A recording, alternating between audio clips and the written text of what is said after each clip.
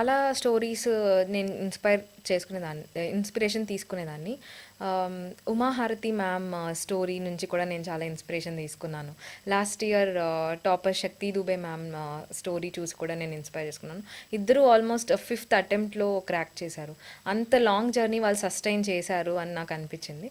నేనెందుకు చేయలేను అని కూడా ఒక్కొక్కసారి క్వశ్చన్ వచ్చేది. సో అలాంటి జర్నీస్ని చూసి నేను ఇన్స్పైర్ అయ్యేదాన్ని మ్యామ్. మిగతా వాళ్ళు కూడా టాపర్స్ టాక్స్ ఏవైతే ఉన్నాయో వాటిని చూసి వాళ్ళు చెప్పిన ఏమన్నా చిన్న ట్రిక్స్ కానీ వాళ్ళు చెప్పిన స్ట్రాటజీ కానీ మీకు యూటిలైజ్ అవుతుంది అంటే దాన్ని ఖచ్చితంగా యూస్ చేసుకోమని చెప్తాను మ్యామ్. అలా కాకుండా మీరు మిమ్మల్ని మోటివేట్ చేసుకుంటూ ఉండాలి. ఒక్కొక్కసారి టాపర్స్ వీడియో చూసి మనం మోటివేట్ అవుతాం, మేబీ అది 2 days ఉంటుందేమో.